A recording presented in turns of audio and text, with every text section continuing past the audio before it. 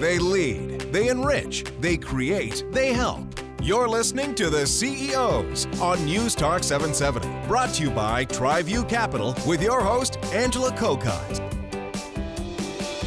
Whether it's above ground or underground, there's a good chance my CEO this week has had a hand in it, or more specifically, a piece of heavy-duty equipment worth thousands of dollars in it. Borger Group of companies is in the business of dirt, moving, tunneling, digging. They've been responsible for major infrastructure projects throughout the province and country, and it all began in 1919 in Winnipeg. Joining me for our final CEO conversation is Bill Borger Jr., President and CEO of Borger Group of Companies. Bill, so nice to have you along for the ride. Thank you for having me here, Angela. And I tell you, the next hour, it could be quite the ride. But you know what? I know this is called the CEOs, and we're going to find out about Borger Group of Companies, but we always have to find out a little bit about you first. So let's go back to the beginning. Where did you grow up? I grew up in Edmonton, Alberta, and moved to Calgary when I was about 2 months old. When you were 2 months old, that was your career move, was it? So spent most of your time then growing up in Calgary? Yep. What kind of a kid were you? I was a quiet kid. Yeah, I was raised on an acreage, and if you go back through the younger years of my life, I worked pretty hard, weeding gardens and feeding cattle. And feeding cattle. So then when you were growing up, who were some of the bigger influences in your life? As I was growing up, my grandfather was a great influence. He always always quick with the joke and always there, and my grandmother as well. And of course, my own parents were great influences on my life too. So the humor was an important thing for you? Yes. Is that something you've taken in through your own business career? Yeah, I think I've been the class clown since grade 2. Well, let's talk about school then. I know what kind of a kid you were. What kind of a student were you? I actually struggled with school quite a bit until about grade 7. Those hour-long talks with my dad after every report card, and he would sit down and say, you need to raise your grades if you want to succeed in life. And eventually I got tired of those talks, and I figured out how to study and work pretty hard at school, and it came quite a bit better after that point in time. And that was around grade 7, grade 8? Yeah. That was on your own then? It wasn't as if your parents did tutoring or anything else? It just sort of clicked for you at that age? It did, yeah. Yeah, it was just, working hard gets you a long ways in life, and that's really what it was for me. I had to work very hard. I had some reading trouble, so yeah. Well, good for you, because you know what, a lot of people listening, they either have reading problems themselves or have children who have reading problems, and I think sometimes they think that they just are throwing in the towel, that there's no hope. Yeah. It was encouraging that there was hope for you then. Yeah. Thank you. So that was through junior high. Did you go on to post-secondary? I went on to post-secondary, went to the Haskayne School of Business. Back then it was just called the University of Calgary. Got my commerce, and then I got a chartered accountant designation after that and spent 8 years in public practice before joining the family business. Was it natural that you were going to do business just because your family had been involved, in the Borger Group of companies for so many years? Oh, not at all. Not at all. It was always told me I'd never be going into the family business. Just my dad wanted me to kind of go my own direction, and if the opportunity came up, then maybe there would or maybe there wouldn't. But it was never implied that there ever would be an opportunity. Well, then I'm going to find out why you did get to the family business. But I want to go to the beginning of the family business. Not that you were around in 1919, but at the time in Winnipeg, it was called Henry Borger and Son. Henry was your great-grandfather? Correct. What story can you tell me about how your great-grandfather started Henry Borger and Son? Well, the understanding of how that started was they bid a job at the airport in Winnipeg and got it, and then they went and got people and shovels. And that's how it started back in 1919. And then in 1947, my grandfather came out to Alberta and expanded up to Edmonton at that point in time. And then there was a bit of a transition period around 1971. And then my dad and his two brothers continued on the legacy of construction. And then I got there in 2002. I want to go back, though, when you said 1919 and that bid at the airport in Winnipeg. It really was just men with shovels, wasn't it? Yeah, that's all there was. When did they start to expand and say, wait, there's got to be some equipment here, or we've got to develop some equipment here, because you're moving dirt. I said you're in the business of dirt, but I think that really is the basis of the Borger Group of companies. Well, the basis, Iron, of course, is very important to us, but of course the team is the most important aspect of our group of companies. It's people that got us here, not equipment. But yeah, I think around 1930s, the trenching machines came in, and 1950s, I think the backhoes started to come in. Yeah. You know what's kind of cool? And if nothing else, if you are interested in construction, you almost have to go to Borger Group of Companies .ca. It's a pretty simple website, isn't it? Yeah, Borger.ca. Borger.ca. And they've got old video of, I think it was, around 1949, and they show work being done in Renfrew. And what I found kind of nostalgic was just to look at the way the city had grown, and all you see is this bare prairie, and that was Renfrew. But there they are, digging trenches. Yeah. Were they always involved in major infrastructure projects? Were they involved in the pipes that are under a lot of cities? Well, in Calgary here? Yeah, right through Alberta. That's the foundation of our business, has always been installing sanitary, storm, and water, and then the other portions of the business have outshot from that. Yeah. The funny thing, though, about looking at that video and its film footage is, here's guys in fedoras. Some of them have no tops on. I mean, there's a whole bunch of guys with shovels. It's kind of amazing that really it was just, here, get a shovel and start working. You guys have come a long way when it comes to concerns with safety. Yeah, we're very proud of our safety track record, and it is one of our core values at Borger. And yeah, we're fortunate to have won Canada's safest employer this year as well, so we're extremely proud of that.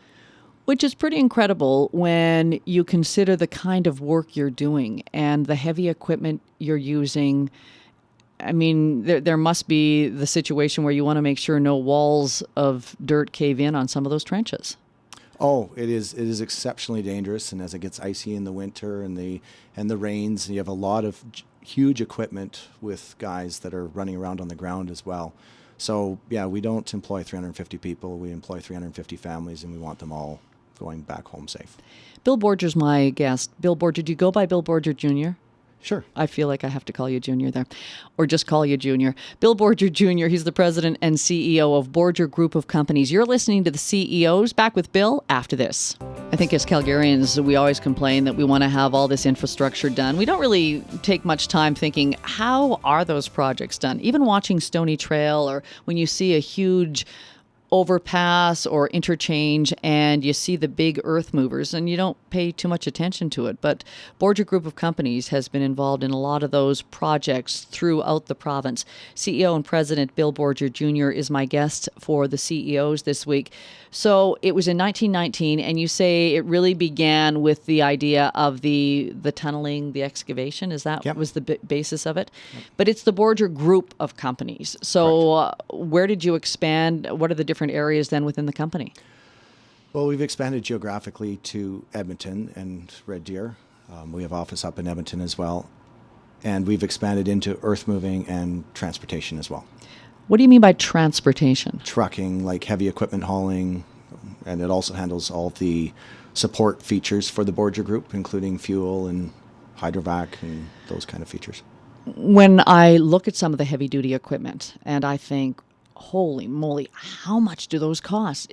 That's got to be the biggest investment, aside from people, for the Borger Group of Company. It would be, but once again, it always comes down to the people. Having the right team and the strong culture is really what differentiates one company from the next. How difficult is it to stay on top of technology then?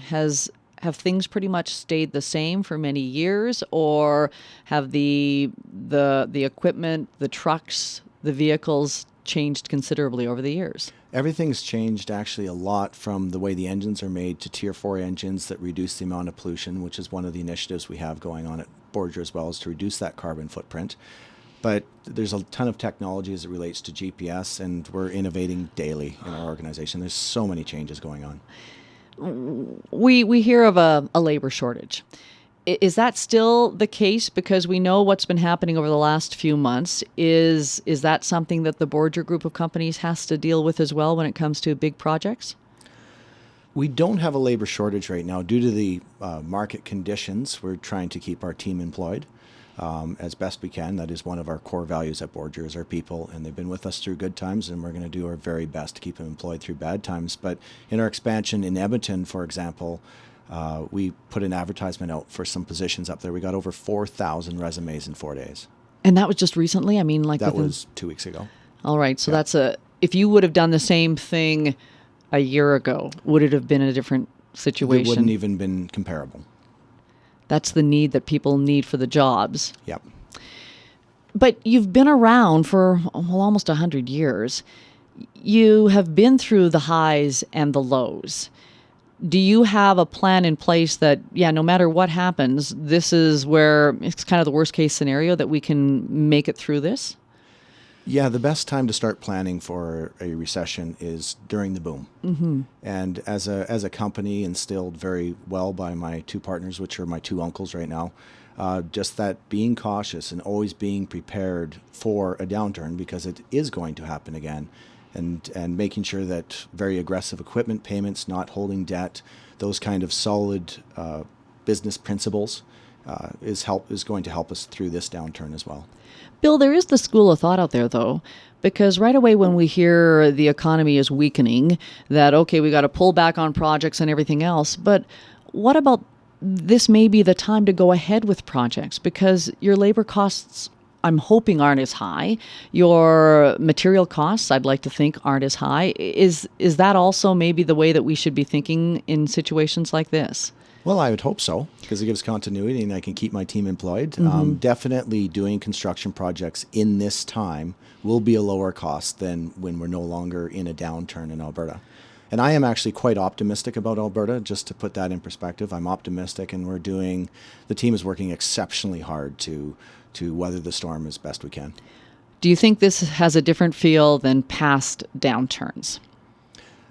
I wasn't around in the previous 1980s, but my partners were, and I've heard the stories many times and taken heed to them. And if you don't learn from the previous 95 years and being in business, you're missing a great opportunity. So it does have a different turn to it because interest rates are low. And Calgary is significantly larger as a base population as well. So I think it is going to be rather short term. And that's the optimism that you bring to the situation right now then? Today. Yeah, today. If I talk to you in a couple of weeks, who knows? Or even after the budget is released, maybe we'll see what happens with that as well. What about competition, though? So when you go up to bid on a big project, are you looking at companies that you're very familiar with? Are we seeing a change when it comes to people coming into Alberta to try to outbid, let's say, the Borger Group? Yes, and if it gets really bad, it becomes very, very difficult because there's so many people bidding that there's someone in that group that'll be desperate. And in addition to that, there's often someone in that group who made a mistake, and sometimes that's the same person. If the story's going back to the 1980s, we came second like 11 times in a row on bids. Just the prices get a little bit silly. Right. Okay, well then we'll have to see. What big projects is the Borger Group working on right now that maybe people are familiar with? The one we're about to start in about 2 weeks is the Rogers Arena up in Edmonton. Mm-hmm. So we're doing the underground for that project. So that's very exciting for us. And a fair number of residential projects around Calgary. When you said you did your commerce degree and then became an accountant and went into private practice for what was it? Did you say about 9 years? Yeah, 7 or 8.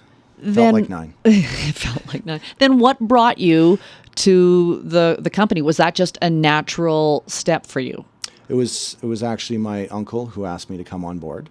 And it was an opportunity that I really wanted to take advantage of. And working in public practice is really hard work too. And I'm not sure that was my best skill set.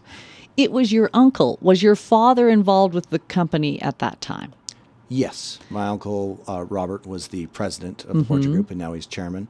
But my dad was as well at that point in time. Was it important that it was your uncle who came? Because I almost think that it might have been your father saying, Bill, we want you to come work with our family business. I like the fact that it was my uncle who wanted me on board, and yeah, because we deal with each other on an almost daily basis. Well, then what kind of challenges are there? Because you are family. So are you able to get the honest feedback that you would expect from a family member as opposed to a stranger, so to speak, boss or partner. Yes, and I mean you have different circles. You have the employee circle, you have the shareholder circle, the partner circle, the director circle, and those all need to stay separate. So as professionals working together, sometimes I have to hear the bad news, and there's no sugarcoating going on, and it's perfect. It's a great relationship. Is your grandfather still around? He has unfortunately passed away. He passed away. Was he, how old were you? I'm just wondering if because you admired him, here he was part of the Henry Borger and Son, and then his grandson goes on to be president and CEO. Was he ever around to be able to see that? He wasn't around to be able to see that, but he always, I still would see job sites with him, and he was just a great, funny, and lighthearted man. Talk about job sites. So what kind of experience did Bill Borger have when it came to the Borger business? I'm talking about the hands-on experience. Yeah, and even to this day, and the advice of my family as well, surround yourself with people that are better than you at everything. And that's exactly what I've done. And so I have not worked out in the field, but I have assembled a fantastic team around me.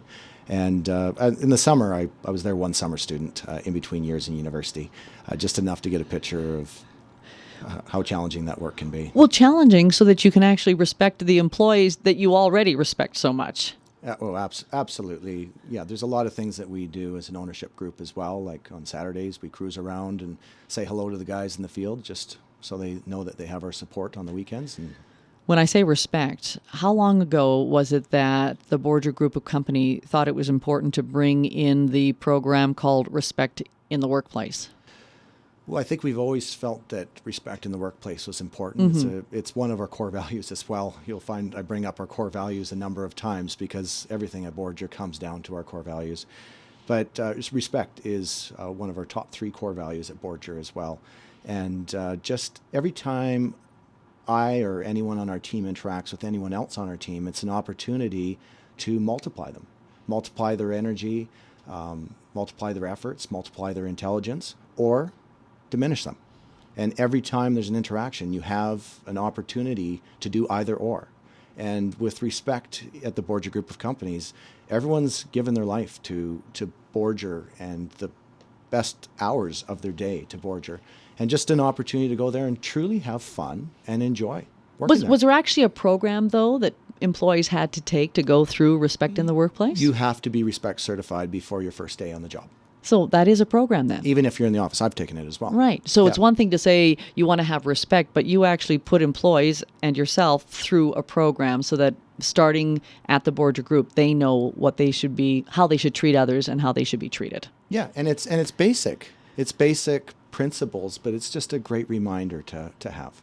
Do you think, though, in the construction industry, that's even more important? I don't want to put any labels on, but I think when we think of construction crews, we might be crossing some lines sometime, and it's important to be able to set out right from the beginning what that value is. I would say it's a fair comment because the people that work on our team are tough. That's the reality, and they're tough, and we don't all have feelings that bubble to the surface. So just being reminded that to have respect is, of course, a good thing. It is not naturally inherent in the construction industry for the last 100 years, for sure. Yeah. Well, I mean, one person's leadership can be another person's bullying, too. So it's to be able to recognize that. You say when you talk about your employees, is this true that I'd read some of your employees average 25 to 50 years with the company? Yeah, we have over 25 people that have been with us for over 25 years. Right. And you get a Rolex at the end of that point in time. We still do the old Rolex after 25. We call it the Quarter Century Club. Longevity is a huge thing at Borger. In our underground division, which is our oldest division, over 50% of our team has family of a previous generation or a following generation that is also working with Borger. So is that how you get 50 years with the company? Because I'm thinking, wait, have you got a bunch of 80-year-olds or 70-year-olds? And maybe you do. Maybe they're nice and fit. But would you have some people who have been at Borger for 50 years? Well, or am I just reading your press releases? One of our superintendents who still travels on Saturdays with the chairman of our board. He is no longer a superintendent, but he still shows up every Saturday, and he's been with us since 1959. Well, that's a credit to the company then as well, right? I mean, obviously it's a family in so many different ways. We always talk about our jobs that we're never going to miss the work. We're going to miss the people we worked with. So that must be a testament to Borger if you've got people who are hanging around that long. I think it's really a testament to our core values in that we don't see ourselves as a bunch of machinery or a big corporation. We see ourselves as a family. And in our employee surveys, that's probably the number one word used by people responding to our annual surveys is the word family. The word family. Oh, good. I thought you were thinking you're called the word family. The word family. My guest is Bill Borger Jr. Yeah, we've talked a lot about Borger Group of companies. I want to talk more about Bill because interesting story. Only because I'm a swimmer, right away I glommed onto the piece of his bio that said he swam the English Channel. We're going to find out about that after this. I'm Angela Kokott. You're listening to the CEOs. Bill Borger Jr., he is the president and CEO of Borger Group of Companies. He is my guest for the CEO today, which it's the last CEO. I've had a great time over the last 7 weeks. And I should tell you, I think it's this Saturday, we're going to start rerunning some of the CEOs. So if you didn't have a chance to hear them all, we'll be playing them on Saturday afternoon. Looking forward to that. Bill, actually, before we move on from Borger Group of Companies, and I'll go back and forth. I'm kind of that person that goes all over the place. But I want to go back to the employees. And the number of women who actually work in is it called the Earthworks division? Yes. How many women would be in that division? It would be about half, about 52% of the team over there. And maybe for people who aren't familiar with terms like earthworks, were there in the big trucks moving dirt, moving earth? Yeah. Why was it important, or maybe it just was a natural thing, that you ended up getting 50% of men and women in that division, or was it an intentional choice of the company to say, we want to introduce more women into this profession? It was not intentional, and it kind of caught us by surprise when we found out those statistics. We just like hiring the best people that come in the door. And if it happens to be a woman or a man, we don't care. We just want the best on our team. But how many women really are out there for you to even have them come through your door? Because I think this is great for young women listening to say, I would never even have thought of that as a career option. Well, it's a pretty good living driving one of those big scrapers or rock trucks. You make pretty good money doing that as well. It's not for the lighthearted. It is hard work and it's rugged, and those trucks are bouncing around. But they're great on the machines and they're great operators. And it's kind of cool and foremen, by the way. And they're foremen. Yes, we have some foremen that are also female. And I don't know if it was just for the purposes of the video on your website, but the women were wearing pink hard hats, and I thought that was kind of cool. Yes, we do have pink hard hats if they wish. Now, you're not going to tell me anything that doesn't out of school, but do they get along with the guys and the girls? I mean, is that a good mix? Yeah, we're very lucky. Like when I talk about our team at Borger, I get very excited about it because the team is very supportive of each other, and that's the whole reason for Borger's success. And who am I kidding? Is if Bill Borger would say, no, they actually don't get along. But no, I'm going to believe you that on the video, the women did say that they enjoyed it. And they actually said they brought something to the job that men didn't. They took pretty good care of the machines. So now some guys out there going, oh, yeah, sure, I take good care of my trucks too. But that was kind of a neat angle as well. Yeah, sometimes they do.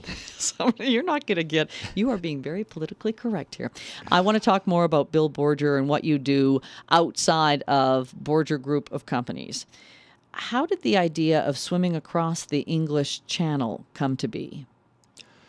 You know, it's just I was spending my life in public practice at that point in time and working exorbitant number of hours.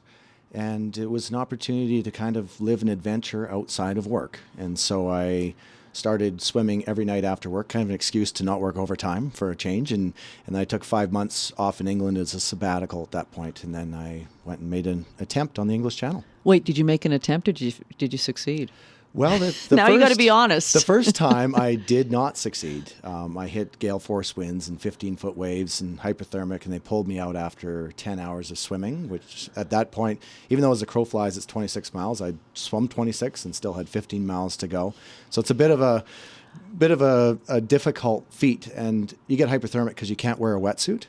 And for a legitimate crossing, you cannot wear a wetsuit. You cannot wear a wetsuit, nor can you touch the boat or stop for any reason. And the water at the time was 53 degrees Fahrenheit or 13 degrees Celsius. So it's exceptionally cold. And it took a long time of not wearing a jacket for 2 years, swimming in Lake Mackenzie when there's still ice in the water, 3 months over in England before the swim, just training for the cold. To acclimatize to that. Yes. And even with all that training, they had to pull you out after 10 hours? They did after 10 hours and 15 minutes. They were asking me questions like, what's your sister's middle name? And I was hypothermic and not answering them properly. Wait a second. I have brothers who don't know what my middle name is, and they're not even in the English Channel. Yeah. But so they're asking you some difficult questions? Well, they were actually simple questions on a normal day. But it was a difficult question for me at the time just because I was hypothermic. And when you're hypothermic, you don't think as clearly. So they pulled me out, and the boat captain informed me after I got off in the 3-hour boat ride and get back to England. He informed me that I just didn't have what it took to swim across the English Channel, and that kind of put a little spark under me. And 13 days later, I got a miracle opportunity to swim the English Channel and actually made it on that attempt in 12 hours and 11 minutes. Miracle opportunity. You mean the weather was right, the water wasn't as cold? That was only 13 days later. Yeah, people book for the English Channel 2 years in advance because you have to hit a specific tide that you know about 2 years in advance. And then on a good tide, you need a good weather day. And so I had rebooked, but I'd booked my previous swim 2 years before. So the next and final tide of the year was booked. And then one of the previous swimmers that was booked on that tide was the last day of the tide. Their house got hit by a hurricane in Florida, and so they had to leave, and the other person couldn't extend their airfare and couldn't afford to buy another ticket. So I got called at September 8th, 9 o'clock at night, saying you have an opportunity to go again with a different pilot. There's only 4 certified pilots, and I took it. I kind of didn't want that opportunity because I had sprained hips from the first attempt, because on that attempt, the boat ran over me 3 times. So I'm sorry, I shouldn't be laughing. The boat ran over you 3 times while you're swimming? While I was swimming or while I was beside it and they're handing me, because with the waves being 15 feet, it was chaos. I couldn't tell what direction the boat was going. I'd be swimming along and I'd fall for 3-4 feet because it was all wind against tide. Swallowed a tremendous amount of water. Did you ever fear for your life? I had my whole life is about teams. I had a great team on board, and I didn't worry about it during that circumstance, but I probably should have. But you thought, I've got a good team, they'll be looking out for me. Yeah. I should probably back up that you weren't a competitive swimmer. Were you? Did you swim regularly before you thought you'd take on this challenge? I swam regularly, and I thought I was a good swimmer. And it's funny, when I decided to swim across the English Channel, then I found out I couldn't wear a wetsuit, and then I got a swim coach, and he's like, you know what? The Masters swim team from the Glencoe has a race across Sylvan Lake, and I'm like, well, I'll go do that, right? I'm a pretty good swimmer. So there was a 68-year-old gentleman as part of the master swim team, as well as a few others. By the time I got up to the hot tub, being dead last, that 68-year-old gentleman was getting out. He was nice and warm, and I dead last by a mile. But that was prior to the English Channel, so you knew you had your work cut out for you. Oh, that was a real awakening, and he was a tremendous athlete, don't get me wrong, but still, it's like there's a few people looking at me going, really? Really? You're going to do this, eh? I apologize to anyone who's saying, Ange, why are you asking so much about the English Channel? I'm a swimmer. I'm very interested in this, but I don't think I'd be doing the English Channel. Want to take a break here because, all right, so he's done the English Channel. How about Everest? Oh my gosh, this guy has a huge list of accomplishments. We'll get to that after this. I'm Angela Kokott. You're listening to The CEOs. My guest, Bill Borger Jr. with Borger Group of Companies. Bill Borger Jr. is the president and CEO of Borger Group of Companies. He is my guest on The CEOs. So it was in 2000 that you swam the English Channel. I should mention, though, you raised a lot of money for a charity. What was your cause? Canadian Mental Health Association. And was there any particular reason why the Mental Health Association? I sat on the board of the directors at the time, and it looked like a nice fit. They're going through a major campaign, and I just went, may as well. Perfect. Well, they probably really appreciated the thousands of dollars you raised. One last question, I'm sorry. But the English Channel, I've heard that it's not the cleanest channel. It's not the cleanest or the smoothest. According to Lloyd's of London, more ships sink there than any other body of water in the world. And over 700 ships a day go through on the various shipping lanes, most of which are on 5 miles from shore on either side. And you're swimming among giants for sure. And the water's so filthy you can't see your hand below your face. And is it just like one swimmer after another, or would you took the 12 hours when you finally did complete it, but is there another swimmer waiting to go right behind you? Depending on the tide, if there's another swimmable day on the tide. Right. So possibly, but you have the 3.5-hour boat ride back to England to pick up that swimmer. But they time everything based on tide, so it wouldn't be they're waiting for us on the other side. Right. But there's only 4 certified pilots. In any given year, there's probably 50 attempts to swim the English Channel. Well, good on you to be able to have done that.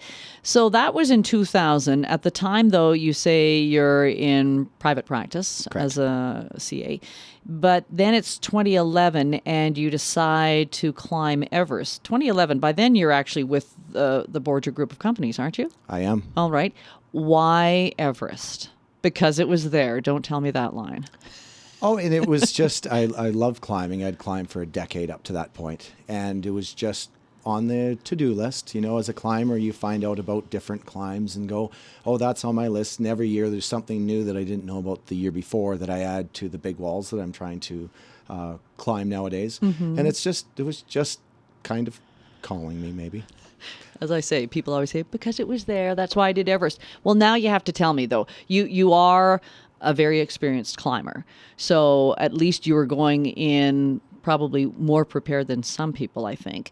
But the experience of Everest, was it way more than you ever expected? It was way harder than I felt that it would be, struggling with the altitude. Mm-hmm. It's a tremendous mountain, though, and it's the history. And people complain about oxygen bottles and debris at Camp 4, and I just looked at it, and I was thrilled to be there, just being such a part of a place that is so historical. So I kind of view the mountain differently. Yeah, and it was just the adventure of leading up to it and all the peaks that went between then and actually summiting Mount Everest. Once again, you raised money for a charity. What charity was that? Calgary Handy Bus. I think in between those two challenges with the Channel and Everest, did you raise well over $600,000? Am I pulling numbers out of the air here? That is correct. We raised over $600,000. Funny when you talk about the English Channel. For the charities, yeah. Okay, no, it went right into your pocket. Yeah. When you talk about those two different challenges, I see such similarities. Both of them, difficulty breathing, whether it was in the English Channel or doing Everest. Both of them, there was some pollution. I know you saw the water bottle, oxygen bottles as well. This is just part of it. But, so it's kind of similar things there. It is, but I'd say probably one of the biggest differences is with the English Channel and with Mount Everest, it's substantially easier in the sense that the suffering's going to end. So in the English Channel, when you start out, it's like, okay, by the time the sun rises again, I'll be done with this, one way or another. And with Everest, by the time the sun rises another 4 times, I'll be done. But you're heading towards an end goal. Whereas the difficulties that the clients of Calgary Handy Bus and Canadian Mental Health deal with, there's no end in sight, and therefore that makes that a much bigger challenge. Were you ever worried on Everest? Were you ever worried? Oh, absolutely. We were in a brutal storm on summit day. I took a pretty big fall off of the southeast ridge that my Sherpa was on the line with me and was able to hold that. Lots of challenges, definitely. Well, they often say getting to the top is one thing. A lot of climbers die going down. Was that frightening as well then? I mean, I know you're an experienced rock climber and you're probably saying, no, Ange, I've done this before, but this was Everest. Yeah, Everest, things have changed. Some of the things, like when you read the book Into Thin Air, your turnaround time is like 2:30 and stuff like that. We leave now at 8:30 the night before or 9:30, depending on how fast you are. or how fast you think you're going to be on that summit bid. So you are coming down in daylight. The problem, though, is when you're climbing a mountain, say it's 45 to 65 degree angle slope that is the bulk of it, all you need to be able to see is from your nose to the wall as you're going up. Going down, you need to be able to see past your feet. So that's where it becomes significantly more difficult in a whiteout conditions. Going down is always more dangerous. And did you face whiteout conditions? We did face whiteout conditions, yeah. Did you have any issues with, what is it, edema, or when your lungs fill with water? Did you have any problems with breathing? I was okay with breathing. I did go on oxygen, but it's 2 liters a minute, so it wasn't significant. My O2 stats at high camp were 52%, but you're walking literally 5 steps over the course of 30 seconds and then taking a 30-second break. Like, that was the big achievement, is I got to do 5 more steps. It was really, really challenging. What have those 2 experiences, though? How have they carried over into your business life, into challenges you might face running a company? Well, I tease my friends when they go, like, what did Swim in the English Channel teach you? And I was like, to be really good at swimming. So it's not a direct correlation.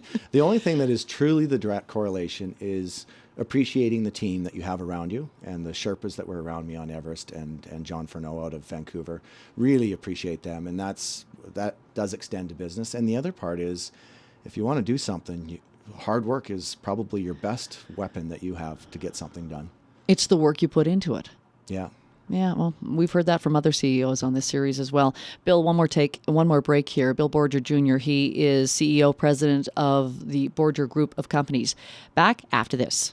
Bill Borger Jr., he is the president and CEO of Borger Group of companies, and I enjoyed talking so much about Everest and the Swimming the English Channel. I thought, wait a second, I better get back to Bill as a CEO and a president. But I think that's important that people see how you were formed and what makes you tick when it comes to leading a company. You've got to agree with that. Yeah. You know, I mean, just the emphasis you put on things outside of work. Yeah. Do you make sure that it's not all work? I mean, that's probably pretty obvious when we talk about training for Everest and the English Channel. Do you make sure that you've got a balance outside of work? Yeah, of course. I really cherish the times with my kids. Especially. And I try to have as much balance as possible and encourage the team to do the same. But they're a very dedicated bunch. So it's a constant struggle for all of us to take the time that is necessary to do that mental refresh. You've got a 13-year-old daughter, a 10-year-old boy. What are some qualities that you want to make sure you pass on to your kids? And I'm sure I'm the only parent that's come in here and said, I have great kids. But I do have great kids. And I only choose 2 battles. Work hard and be nice. I figure if that's what they leave home knowing to do, that'll get them an awfully long ways in life. How important is that then? Yeah, obviously they've seen their dad work hard, and you seem like a nice guy, so you've probably got those 2 things ticked off. But what are some things that you want to model to them aside from those 2 important qualities? Well, enjoy life. And even in this time of a down market and uncertainty, finding a way to enjoy that too. I mean, with every economy comes a different opportunity. And embrace it, and the challenge of whether you're on a mountain or whether you're in business and it's a challenging day, go, I'm having fun, right? And I've been in some of my scariest positions and then pausing and going, hey, this is actually fun. And it's just a mind shift of the way you choose to look at it, and that becomes your perception, that becomes your reality. I always tell my kids, hey, this isn't about me, but I thought I'd throw in some sage advice because this is the last CEO. But I always tell my kids the only 2 things you can control are your actions and your attitude. And if you take that through, here's Bill going, wait, Ange, am I asking you questions? You asking me questions? But you know what, go back to a downturn in the economy, because you probably didn't, during the NEP, that was a big impact on your family's business at the time. Tell me about that and the impact it had on you. My parents were brilliant in the fact that I didn't realize from the ages of 8 to 13 was the most difficult years that Borger had ever had. And so I never went without clothing, never went without food. And I knew I had to work hard on the acreage, but I didn't put two and two together that I was like chopping firewood and selling coal and digging around trees. And never went hungry, that's for sure. And formatively for the Borger Group, my Uncle Bob and Uncle David and my father, it was a very challenging time, and they hung on by a thread. And those lessons that they've instilled on me as well, and it's formed the way that Borger is today. And it's hugely value added. But even how your children, or how anyone else goes through tough times, children are pretty oblivious to it as long as they have love. And as you said, they have food and clothes, and they probably wouldn't notice anything different. Yeah. And it's about keeping that mindset that you come home and going, I'm having fun. I'm doing the best I can to keep the team employed, and this is fun. It reflects on their upbringing as well. My parents did a wonderful job. Where do you see Borger Group of companies in 10 years? I don't know. I don't actually focus on milestone goals like that. I focus on having the best working environment, and I'd like to see where my team takes it. Of course, we have a strategic plan that we update every year, but where that goes is who knows? I'm thrilled to see what can happen. Because the Borger Group of companies could become a bigger group, couldn't it? Oh, it will. Yeah, it absolutely will over time at the right speed and very methodical and patient growth. That's the important part. Bill, thanks so much for hanging out with us this hour. Thank you. I really appreciate that. Thank you, Angela. Bill Borger Jr., he is with Borger Group of Companies, and this pretty much wraps up our CEO series. We hope to do it again in a number of months down the road. However, we will be replaying our past 7 conversations Sundays at 3 o'clock for the next 7 weeks. So if you missed one of them, you can also go to our webpage, newstalk770.com, and look at the past CEO conversations we've had. I'm Angela Kokott. We've got news coming up next as well. The budget is about to be released. We're back after this. Is it